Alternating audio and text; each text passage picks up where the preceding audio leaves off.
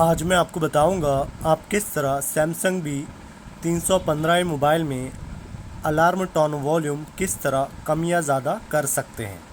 सबसे पहले आपको मेनू में जाना है, फिर आपको एप्लीकेशंस को सिलेक्ट करना है और फिर अलार्म्स को सिलेक्ट कर देना है और यहाँ पर आपको किसी एक को सिलेक्ट करना है और आप यहाँ से जो है अलार्म टोन वॉल्यूम कम या ज़्यादा कर पाएंगे।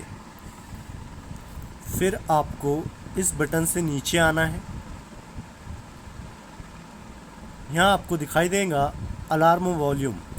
तो अभी बहुत कम वॉल्यूम है अलार्म की, तो इस बटन से आप बढ़ा सकते हैं। 7 पर मैंने कर दिया है। इस बटन से आप कम भी कर सकते हैं और इस बटन से बढ़ा सकते हैं। तो इस तरह आप अलार्म वॉल्यूम कम या ज़्यादा कर सकते हैं और फिर ऑप्शंस में जाकर इस बटन से नीचे आकर सेव को ओके कर देना है। अब मैं बैक आ जाता हूँ।